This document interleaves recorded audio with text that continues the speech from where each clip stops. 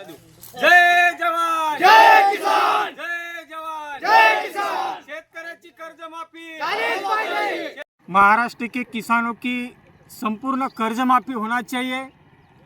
और दूसरी हमारी मांग है कि पिछले साल का खरीफ पीक बीमा जो है, पिछले साल सभी को मालूम है कि अतिवृष्टि हुई थी, हमारे किसानों की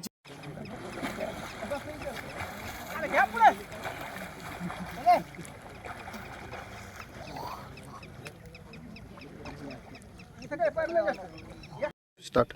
मुख्यमंत्र्यांनी घोषणा केल्याप्रमाणे शेतकऱ्यांना सरसकट कर्जमाफी ही केलीच पाहिजे। त्याच पद्धतीनं त्यांनी जो शब्द दिला होता की आम्ही सरसकट शेतकऱ्यांना 17,500 रुपये प्रति हेक्टरी पीक विमा खरीप देऊ, तीही रक्कम त्यांनी अदा केली पाहिजे। पण ज्या ठिकाणी शेतकऱ्यांना अतिवृष्टी बाधित होऊन संपूर्ण नुकसान झालेलं आहे त्या शेतकऱ्यांना त्यांनी ट्रिगरप्रमाणे विमा दिला पाहिजे, ह्या मागणी आहेत आमच्या।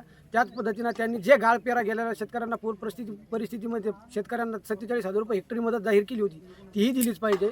त्यानंतर त्यांनी खरडून गेलेल्या शेतीसाठी 3,47,000 रुपयाचं पॅकेज जाहीर केलं होतं, तेही त्यांनी दिलं पाहिजे। कारण की प्रशासन स्तरावरून कुठल्याही प्रकारची कारवाई न केल्यामुळं आज शेतकरी हा वंचित राहिलेला आहे। आणि जर वंचित राहिलेला शेतकरी रोडवर उतरला तर शासनाची पळताभोई थोडी करून टाकील। कारण की एक म्हणे, बोले तैसा चाले त्याची वंदावी पावले। तुम्ही केवळ जाहिराती करतात, घोषणा करतात, तसं न करता प्रत्यक्षदर्शी कामही केलं पाहिजे। हीच मागणीसह आम्ही आज जलसमाधी आंदोलन करत आहोत।